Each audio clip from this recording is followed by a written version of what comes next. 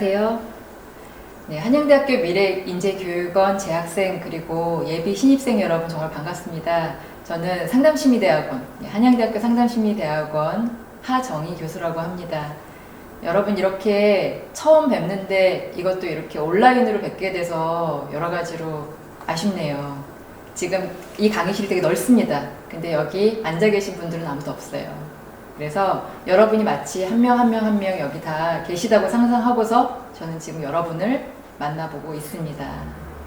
코로나19로 여러분 여러 가지로 혹시 심리적으로 위축되지 않았을까 염려도 되고, 또 저희 이 미래인재교육원에 관심 가지실 여러 예비 신입생 여러분들도 여러 가지 궁금한 것들도 있고, 또 이 심리학과에 가면은 어떤 점이 좋을까, 여기가 어떤 곳일까, 이런 거에 대해서 너무나 직접 만나 뵀다면 같이 이야기 나누고 싶은 부분이 있는데, 그런 것들을 잠시 미루고 오늘은 저의 특강으로 오프닝을 하고자 합니다.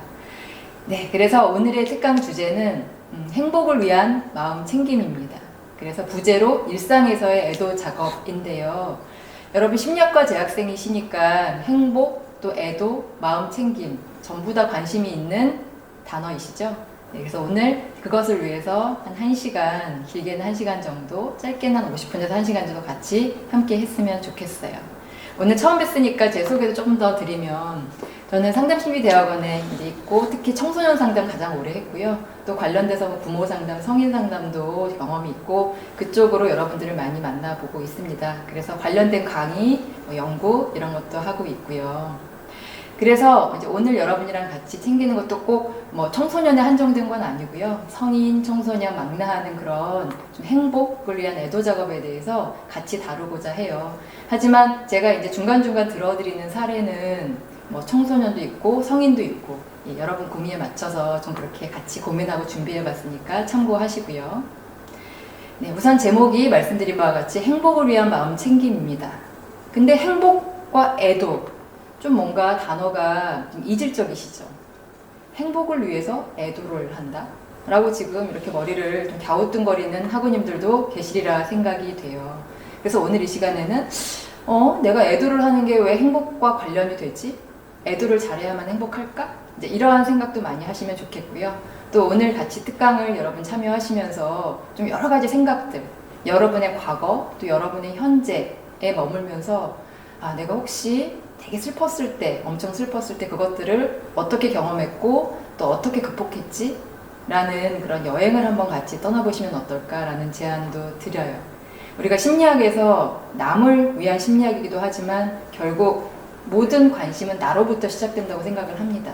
그리고 나에 대한 이해가 점점 깊어질수록 그만큼 시각이 넓어져서 나에 대한 이해가 곧 사람들, 일반 대상한테 확대되는 거라고 저는 늘 생각을 합니다.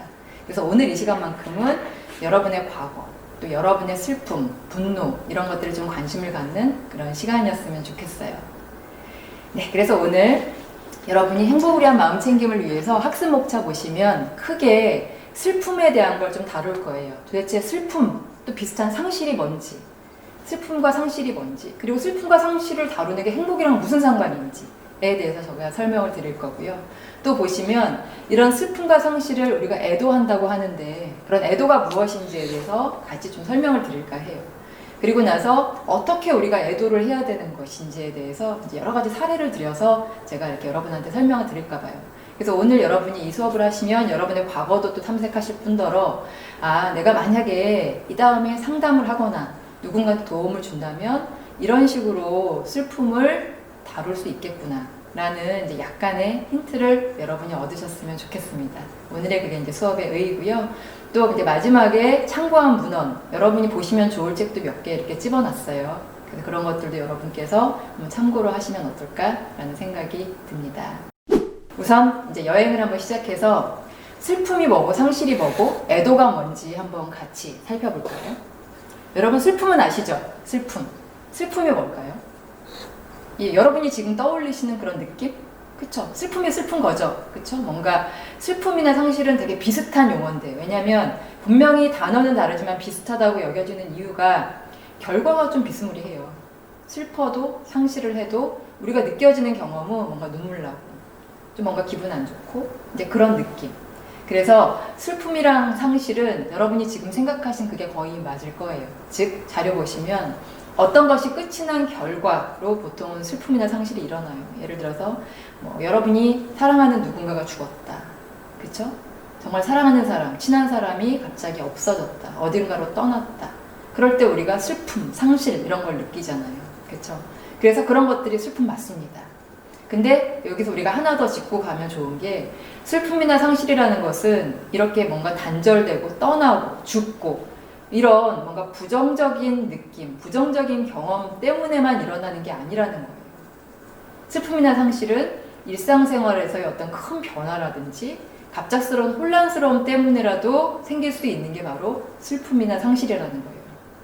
네, 좀 새롭죠? 그쵸? 저도 이 개념을 처음 접했을 때 좀 새로웠어요. 그래서 예를 들면 대표적인 거, 여러분 지금 얼굴이 계시다면 제가 이렇게 직접 이렇게 찍어서 혹시 결혼하셨냐 이런 얘기도 이렇게 제가 선생님들한테 여쭤볼 것 같아요.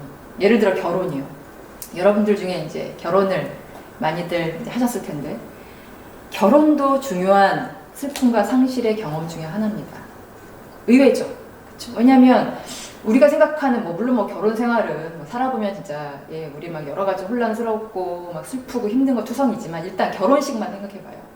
결혼만 딱 생각해보면 결혼 그 자체는 그건 파티고 되게 기쁜 사건이에요. 그렇죠? 그리고 결혼하는 분들 대부분 기쁘게 또 하고 그건 축복받을 일이고 되게 즐거운 일인데도 왜 우리는 결혼을 상실로 볼까? 근데 결혼도 상실의 하나입니다. 왜냐하면 상실이라는 거는 뭐가 좀 변화하면서 뭔가 이렇게 끝이 나는 결과 이런 것도 분명히 상실이거든요. 여러분이 결혼을 했다고 생각해 보세요. 또는 결혼을 한 분들 과거를 생각해 보시면 결혼하고 나서 가장 크게 변화하는 게 뭐예요? 그쵸? 집이 바뀌어요. 집이 바뀌고 여러분 온 가족, 부모님과 이별합니다. 그래서 새로운 터전에서 새롭게 시작을 해야 돼요. 그러면서 뭔가 이별해야 되는 경험이 수반될 수밖에 없어요. 결혼이라는 그 자체에. 그래서 결혼은 우리한테 중요한 상실 경험일 수밖에 없어요. 그렇죠? 우리가 그래서 새로 시작한다는 게 반드시 기쁘진 않다는 거예요. 새로 시작하는 건 그만큼 기쁜 거지만 그럼에도 그거는 우리가 상실을 수반해요. 그래서 우리가 새로 시작하는 모든 것, 입학식 이런 것도 기쁨이지만 동시에 슬픔도 수반해요. 왜냐하면 새로 시작한다는 건 뭔가를 정리해야 되거든요. 뭔가를 끝내야 새로 시작할 수 있다고요. 그래서 예를 들면 고등학교 진학, 대학교 진학 기쁘지만 우리가 뭔가 새롭게 진학하고 학교가 바뀌고 그러면 우리 청소년들 중에서 부적응하는 친구들이 꽤 있어요. 물론 모두가 부적응하는 건 아니에요. 그렇죠? 일부 아이들이 부적응하는데 주변에서는 이해 못해요. 아니 고등학교 간다고 뭐 저렇게 예민하게 굴어? 아니 초등학교 입학한다고 뭐 저렇게 굴어? 이렇게 생각할 수 있지만 그 친구들한테는 뭔가 삶의 전환점이라고요. 엄청난 큰 변화. 새롭게 시작해야 되는 거는 뭔가를 이별해야 돼요. 예를 들어서 초등학교에 입학하는 어린이들은 뭘 이별해야 돼요? 맨날 지냈던 자기만의 소꿉 놀이터, 자기만의 방에서 맨날 자기 혼자 재밌게 자기 마음껏 놀았던 생활을 어느 정도 정리하고 학교라는 틀 안으로 뭔가 전환해야 된다고요. 그것도 이 아이한테는 일종의 이별이에요. 그렇게 생각하니까 좀 마음이 이해되죠. 슬프죠. 그래서 이런 생활의 변화도 아이들한테는 상실이고요. 어른들도 마찬가지예요. 우리가 새로운 회사에 새롭게 들어간다. 신입사원으로 들어간다. 이것도 큰 스트레스고 동시에 하나의 상실 경험일 수 있어요. 그래서 우리가 그런 관점으로 상실을 이해했으면 좋겠어요. 그래서 적혀있듯이 학교에 가는 거, 결혼하는 거, 고등학교를 졸업하는 거 이런 여러 가지 일련의 사건들을 통해서도 많은 분들이 상실을 또 슬픔을 충분히 경험할 수 있다는 거예요. 그래서 저는 많은 이제 학우님들이 상실하면 죽음만 떠올리시는데 맞아요. 죽음은 우리가 생각할 수 있는 상실의 하이라이트, 가장 대표적인 사례예요. 죽음은. 그거는 너무 다 와닿죠, 직접적으로. 하지만 죽음 외에도 우리가 상실을 설명할 수 있는 너무 많은 소재들이 있다는 걸 그렇게 여러분이 기억하시면 오늘 큰 공부가 되실 것 같아요. 그럼 여러분이 나중에 상담자가 되셔도 풀리지 않는 여러 가지 문제가 더 잘 이해될 수 있어요. 그렇죠? 왜냐하면 우리가 우리가 또 심리라는 거는 남의 마음을 좀 더 이해하고 그 사람의 마음을 한번 만져보고 느껴보는 게 심리 공부의 큰 부분 중에 하나잖아요. 그런 의미에서 우리가 좀 상실을 이해해봐야 되고요. 또 하나 여러분이 슬픔과 상실을 경험하고 이해할 때 기억하셨으면 좋겠는 게 바로 두 번째 건데 상실하고 나서 경험은 너무 개인마다 다양하다는 거예요. 아까도 조금 제가 단서를 드렸어요. 우리가 입학식, 또 학년이 바뀌는 거, 또 중학교에서 고등학교고 고등학교에서 대학교 가는 거. 이럴 때 충분히 힘들어하는 사람이 있을 수 있다라고 제가 말씀드렸는데 모든 사람이 그렇지 않다는 거예요. 저만 해도 저는 이렇게 좀 이렇게 성격이 밝은 편이었어요, 학창 시절에. 그래서 새로운 친구 만나고 이러는 거에 별로 스트레스를 받는 사람이 아니었던 것 같아요. 예, 좀 외향적이었고. 하지만 저와는 달리 정말 내향성이 강하고 좀 이렇게 소중히 여기는 그런 과거의 이렇게 과거 집착형들, 이렇게 이제 이런 그만큼 예민하다는 거거든요. 그런 친구들은 이게 훨씬 더 새로운 것들을 딱 접해서 거기에 적응하는 게 훨씬 힘들 수 있고, 이런 친구들은 상실에 좀 더 크게 반응할 수 있다는 거예요. 그래서 결론은 제가 말씀드리고 싶은 건, 상실의 경험이라는 거는 모든 사람이 다 힘든 것도 아니고 또 모든 사람이 안 힘든 것도 아니고 개개인 맞춤형으로 선생님들이 이해하시면 좋겠어요. 그래서 우리가 어떤 일을 겪었다고 해서, 예를 들어서 여러분의 뭐 아버님이 돌아가셨다고 해서 뭐 그것밖에 안 힘들어해, 이제 뭐 몇 달밖에 안 됐는데 벌써 그렇게 적응해?가 아니라 개인차가 있는 거예요. 사람마다. 어떤 사람은 평생을 거쳐서 풀리지 않는 숙제로 영원히 남아서 한으로 남긴 채 평생을 살아가는 사람도 있고요. 어떤 분들은 의외로 몇 달 만에 잘 적응해서 다시 일상생활로 돌아가는 사람도 있어요. 그래서 심리 그리고 상담은 어떻게 보면은 전 다문화라고 생각이 돼요. 크게 보면. 개인차가 너무 크고요. 개인차가 어떻게 보면 다문화 아닙니까? 그 사람의 경험이 너무 소중하고 그 사람의 문화가 정말 중요한 영역이 바로 상담 그리고 심리의 영역이라고 저는 생각을 합니다. 충분히 존중받아야죠. 그리고 또 우리가 슬픔과 상실을 경험했을 때 정답부터 말씀드리면 우린 그럼 어떻게 해야 되는가? 그게 바로 오늘 제가 말씀드리고자 하는 핵심의 애도라는 거예요.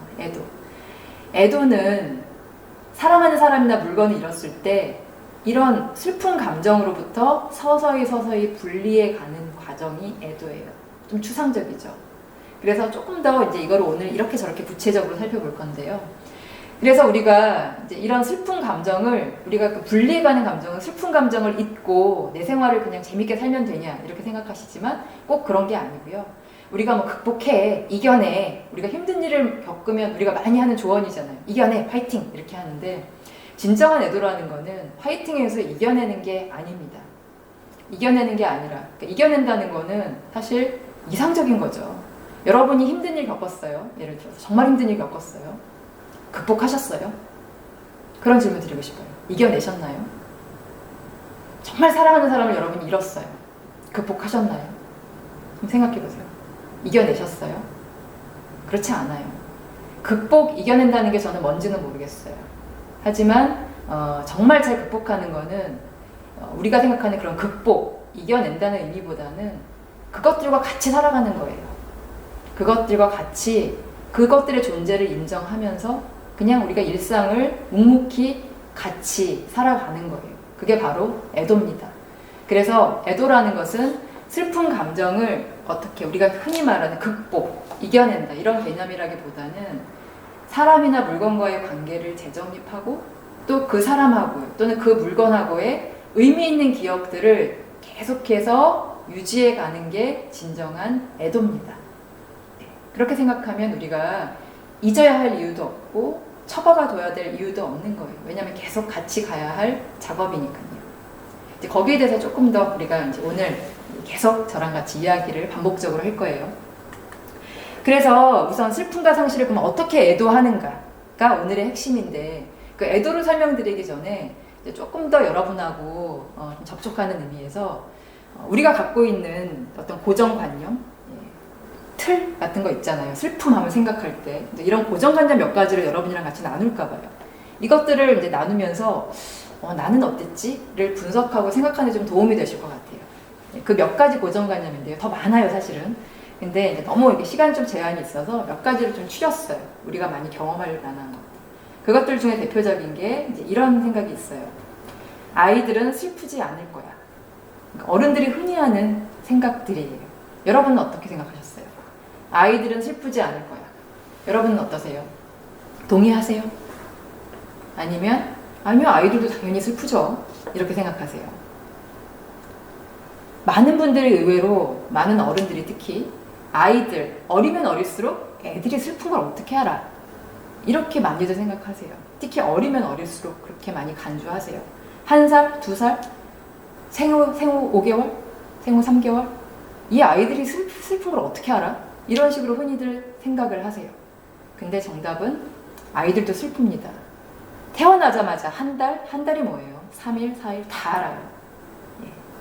그래서 아이들은 슬프지 않을 거야 라는 거는 그건 우리의 바람이에요. 많은 성인들은 아이들이 슬프지 않기를 바래요. 그건 우리의 욕심이에요. 하지만 아이들도 똑같이 느끼고 똑같이 슬픕니다. 생후 6개월, 5개월이 어떻게 합니까? 이러면서 이렇게 놀래면서 지금 이렇게 눈을 동그랗게 뜨시고 질문하시는 학우님들 계실 수 있는데요. 이 아이들도 분위기라는 걸 압니다. 말을 못하고 표현을 못한다고 모르는 게 아니에요. 눈치가 있고 분위기라는 게 있어요.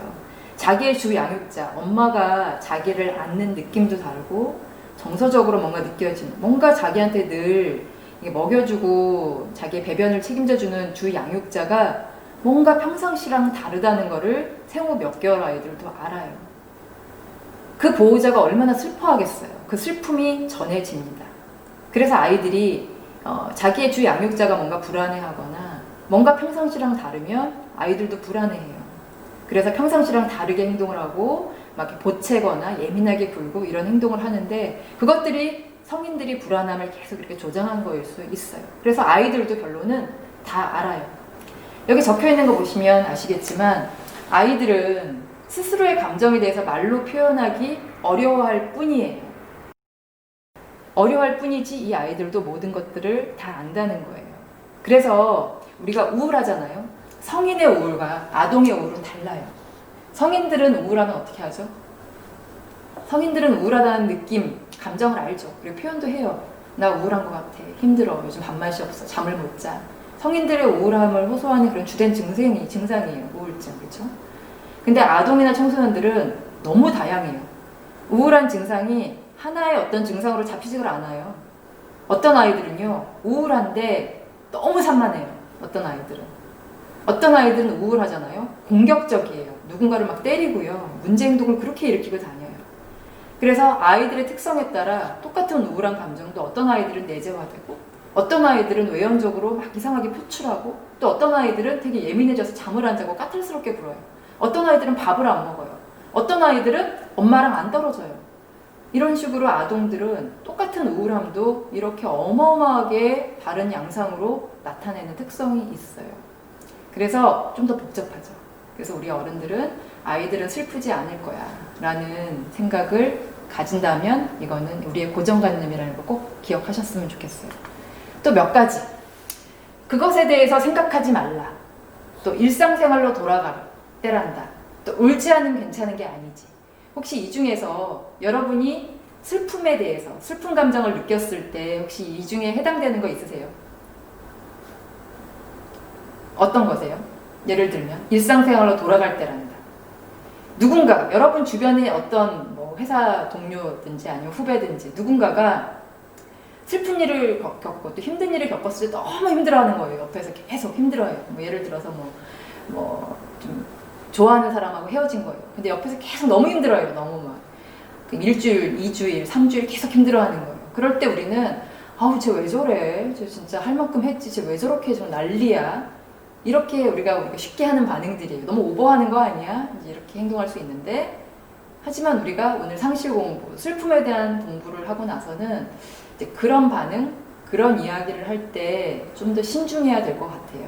왜냐하면 슬픔이나 상실은 개인차가 있고 또 사람들마다 반응하는 양식이 너무 달라서 어떤 사람은 정말 훨씬 더 오래 걸릴 가능성도 있어요. 그래서 함부로 이제는 이제 그만해야 되지 않아? 이제 일상생활로 돌아가야 될 때 아니야?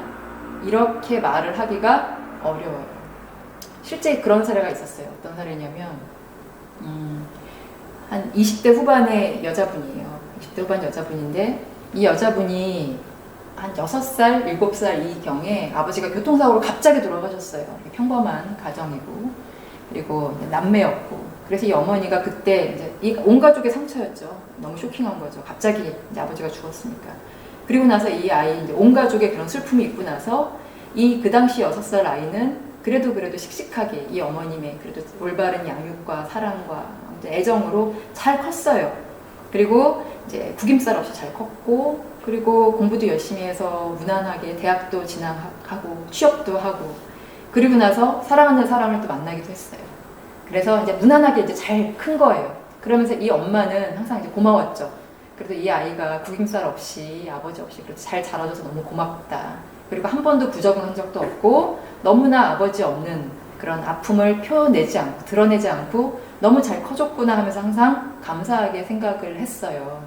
그러던 어느 날 20대 후반에 이 여자분이 결혼식 하는 날이 됐어요.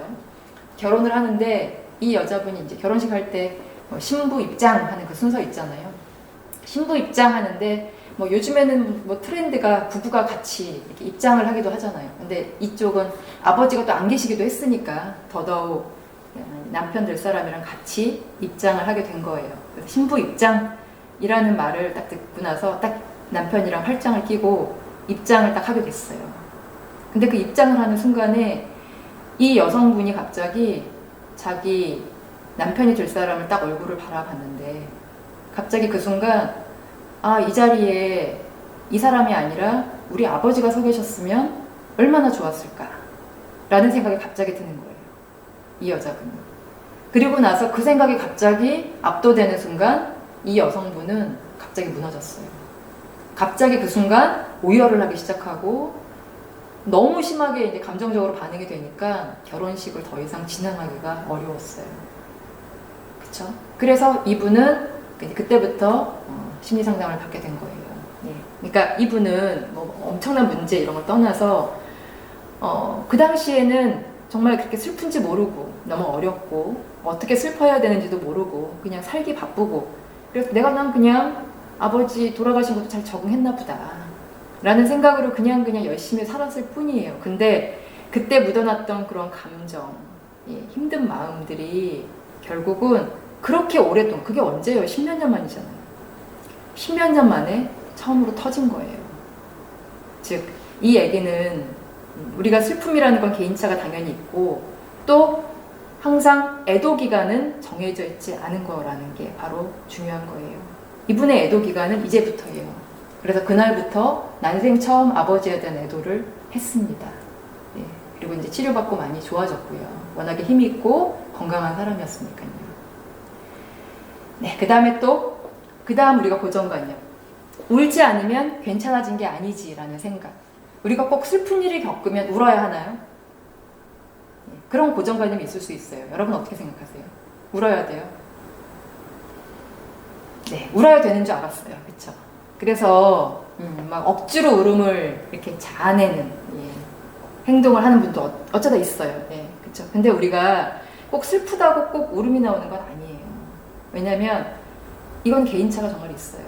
예, 슬퍼도 울음이 안 나올 때도 있고요. 또 어떨 때는 우리가 울음이라는 거, 슬픔이라는 거는 뭐 예를 들어서 우리가 장례식 간다고 다 슬프지 않아요.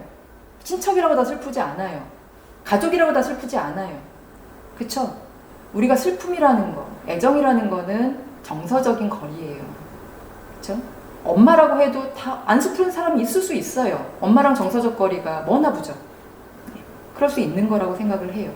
그래서 우리가 꼭 울어야 되는 것도 아니고, 또 어떤 분은 울어야 됨에도 불구하고 정서적으로 뭔가 막혀서 눈물이 안 나올 수도 있는 거고, 아까처럼 너무나 좀 이렇게 지연돼서 딜레이 돼서 또 슬픔이 연기될 수도 있는 거예요.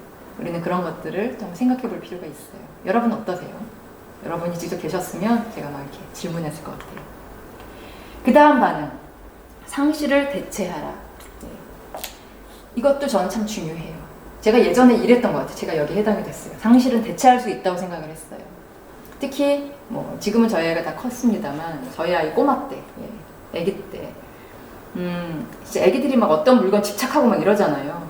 예, 그래서 막 자기 물건 뭐 버렸거나 이래서 막 집착한 물건이 막 이렇게 상처나거나 그러면 엄청 우는 거예요. 이러면 너무 울고 막 힘들어하니까 아이를 위로해주다가 저는 그거랑 똑같은 거 사다 줬던 것 같아요. 아, 이제 그만 울어. 이거 여기 또 똑같은 거 있어. 하면서 사다 줬는데 아이는 똑같은 걸 사다 줘도 계속 울어요.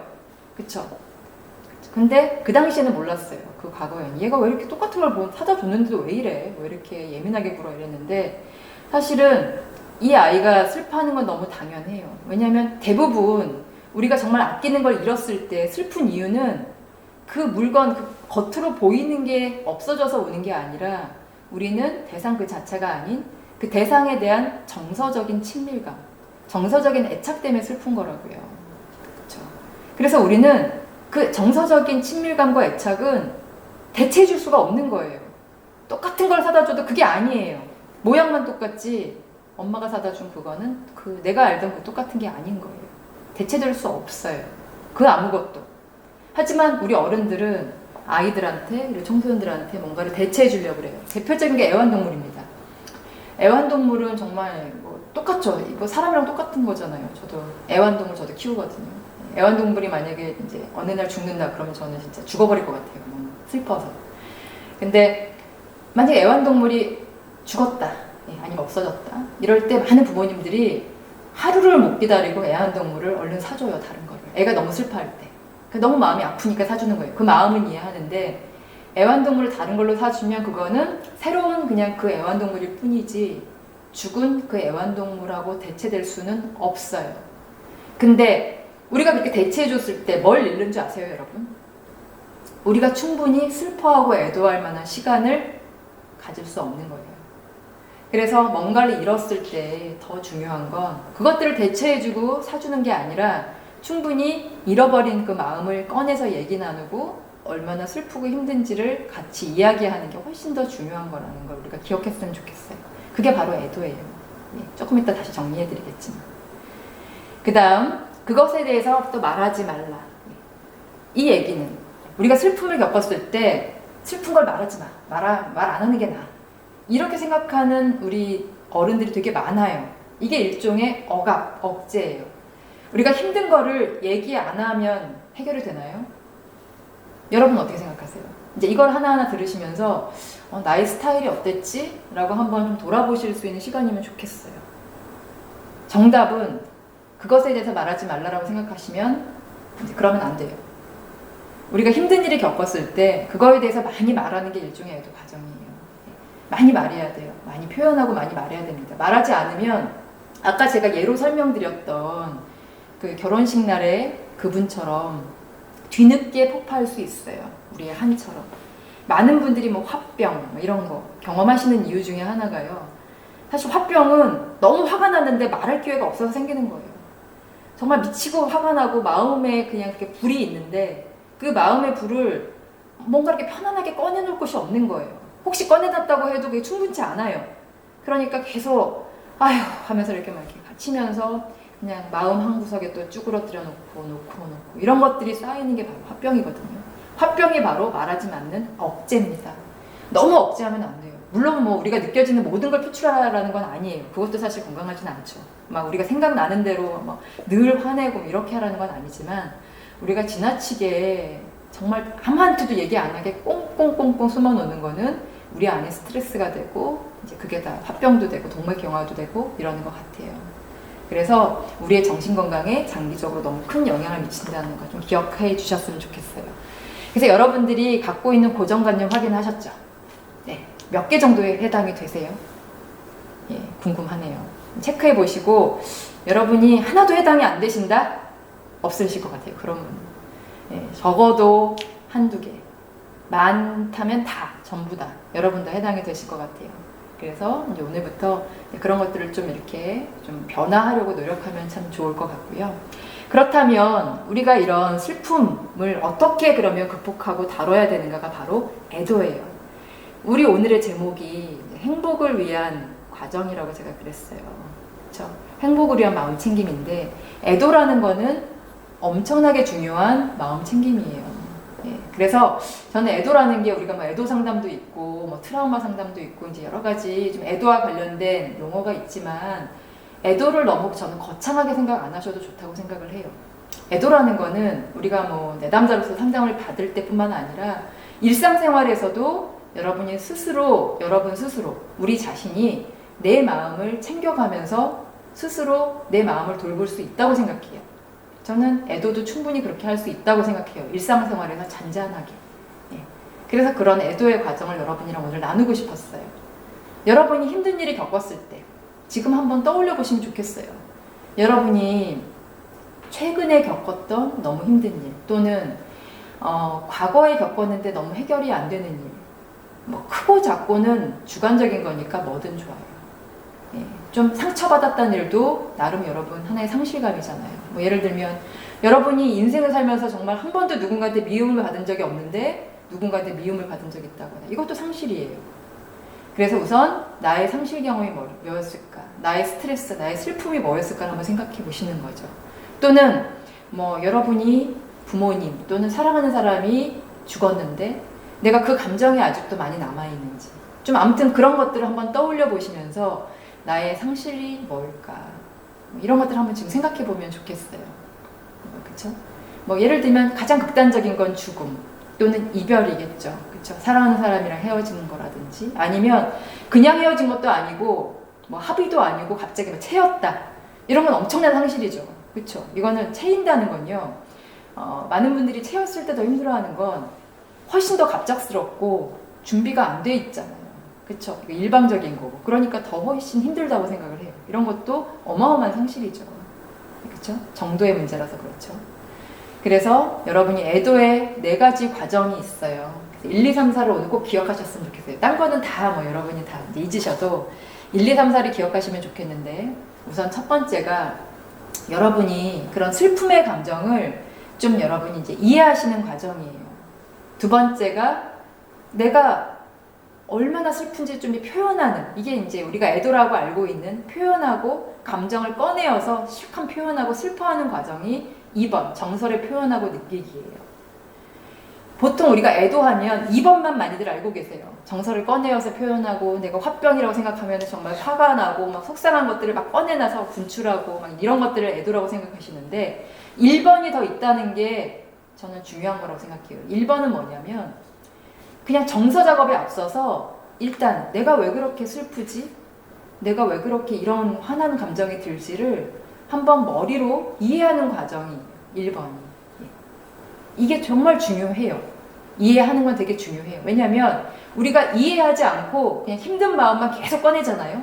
그럼 정리가 잘 안 될 수 있어요. 그냥 내가 진짜 남편하고 힘드네 하면서 막 힘든 감정 막 얘기하고 남편 나빴다 막 얘기하고 이것만 계속 해도 물론 안 하는 것보다는 훨씬 치료 효과가 있지만 이것만으로 좀 한계가 있어요. 이거에 앞서서 또는 이거와 병행해서 뭔가 왜 그럴까? 왜 그럴까? 이런 것들을 좀 동시에 같이 이야기해야 훨씬 더 좀 치료 효과가 있어요. 예를 들어볼까요? 이제 갑자기 이제 사귀던 남자가 이건 실제로 일어난 실제예요. 실화예요. 사귀던 남자가 저 아는 좀 이제 어린 분이 갑자기 그만 만나자고 한 거예요. 그래서 이분이 너무 놀란 거죠. 그리고 놀래고 배신감 아무튼 뭐 오래 만난 사이는 아니에요. 오래 만난 사이는 아니고 한 6개월 정도 만났는데 5, 6개월 정도 만났는데 그래도 자기도 뭐 엄청나게 이 남자한테 마음을 준 건 아니지만 그래도 그렇게 그만 만나자고 그분이 먼저 자기한테 그러려고 상상을 안 했기 때문에 그런 배신감과 좀 자존심도 상하고 이것 때문에 이제 너무 이렇게 힘들어서 이분이 너무 힘드니까 진짜 막 그 남자 욕도 하고 친구들 만나서 때로는 욕도 하고 때로는 슬퍼하고 이런 과정, 이제 애도의 과정을 나름대로 겪었는데 이분들이 이분이 누군가 친구 만나면 이제 마음이 정리가 안 되니까 만날 때마다 계속 그 남자 욕만 하는 거예요. 그 남자 너무 화나고 너무 짜증나고 근데 욕만 하지 않아요. 우리가 잘 이렇게 귀 기울여 들여보잖아요. 그럼 어떤 얘기도 하냐면 친구들 모아놓고 항상 근데 그 남자가 도대체 나한테 왜 그랬을까? 하면서 답도 없는 그런 미로를 찾아요. 계속. 그럼 친구들이 막 분석을 해줘요. 내가 생각하기에는 말이야 그 남자가 너에 대한 애정은 있는데 사실은 다른 여자가 생긴 건 아닐까 이런 식으로 막 분석을 해줘. 그럼 또 뭐 다른 친구가 아니야 이미 너네 둘은 그냥 같은 짝이 아니었던 거야. 그냥 때가 된 거라고 생각해. 막 이런 식으로 말도 없고 막 말도 안 되고 그냥 근거도 없는 얘기들을 서로 주고받으면서 이유와 각종 추측을 하면서 서로 막 이렇게 얘기를 합니다. 전 이 과정이 되게 중요한 거라고 생각이 돼요. 이게 바로 이해하기예요. 이해하기. 우리가 너무 이렇게 감정적으로 화가 나고 현실을 잘 받아들일 수 없을 정도로 막 이렇게 슬플 때는 우리 그런 생각 들잖아요. 왜 이럴까? 그 사람이 나한테 도대체 왜 그러는 걸까? 계속 이렇게 생각하게 되지 않아요? 계속? 그쵸? 진짜 그래요. 저도 그래요. 난 이해할 수 없는 왜 그 사람은 그럴까? 너무 이해하려고 노력합니다. 우리는. 그래야 우리의 정서가 작업이 되는 것 같아요. 그쵸? 그래서 이해하기. 예. 이해하기는 너무 중요한 작업이에요. 예. 그래서 이해하기 다음에 이제 우리가 감정을 꺼내어서 느껴보고 예. 뭔가 표현하는 작업이 그 다음 필요해요. 그 다음에 세 번째. 실컷 이제 반복적으로 이건 한 번으로 안 돼요. 상처가 깊을수록 반복하고 또 반복하고 반복하고 또 상처가 너무 깊으면 이제는 혼자 치유를 잘 안 돼요. 이제는 이제 전문가한테 상담을 받아야죠. 그래서 같이 분석도 하고 애도 작업을 좀 장기적으로 거쳐야 돼요. 우리가 예를 들어서 좀 트라우마 같은 기억, 되게 큰 상처가 있거나 뭐 폭력 트라우마가 있거나 이제 이러면 그거는 혼자서 나의 정서를 표현하고 느끼는데 좀 한계가 있어요. 전문가의 도움을 받아야 좀 더 깊이 있게 잘 다뤄지는 것 같아요. 그래서 여러분이 혹시 지인이라든지 여러분 자신이 이렇게 내가 생각해보니까 너무 많은 상실이 있었네요. 이렇게 생각하는 분들은 전문가의 도움을 받아보시는 것도 저는 적극 추천합니다. 예.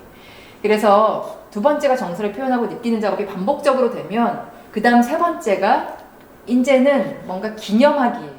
그러니까 기리는 거예요. 뭔가 의미 있는 작업을 하면서 정리를 하는 작업이에요. 이제 그게 바로 기억하기, 기리기예요. 옷장 정리하듯 이제 뭔가 해석도 되고 이건 그 사람이랑 그래서 그랬지. 하지만 이건 되게 좋은 추억이야.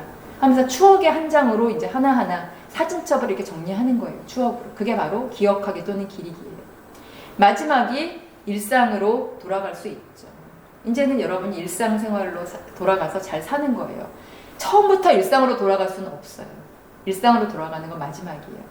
근데 우리가 힘든 일을 겪거나 속상한 일을 겪으면 많이들 일상으로 돌아가는 걸 처음부터 많이 강요해요. 우리 그래왔죠? 그러시면 안 되죠. 일상으로 돌아가기는 맨 마지막이에요. 그 전에 해야 할 작업들이 너무 많아요. 그래서 여러분이 그런 상처나 상실 경험을 하셨으면 꼭 그런 감정적인 작업도 하시고 이해하는 작업도 하시고 또 기억하고 기념하는 좀 작업도 하시면 그런 여러분의 상처나 슬픔이 하나하나 정리가 되고 그럼으로써 결과적으로 마음이 편해지면서 좀 더 행복할 수 있어요. 사실 행복이라는 게 참 추상적이고 우리가 행복 그 자체를 추구하면 우리가 뭐 너무 행복 그렇다고 행복이 얻어지지 않는 거라고 생각해요. 정말 우리가 행복해지려면 사실 행복이라는 단어를 잊고 지내야죠. 그렇죠? 행복이라는 단어를 잊고 지내야 되고 또 우리가 너무 또 행복에 집착한다는 것 자체가 그만큼 우리가 행복하지 않다는 또 증거일 수도 있고요. 또 지금 말씀드렸듯이 이렇게 여러분의 상실이라든지 아픔이 좀 해결이 되면 자연스럽게 여러분 내면에서 조금 더 지금보다 많은 기쁨, 지금보다 많은 좀 평화, 안정감이 찾아오고 그게 곧 그런 기분 좋은 짧은 순간들이 합쳐지는 게 행복 아닐까요? 저는 그렇게 생각을 합니다.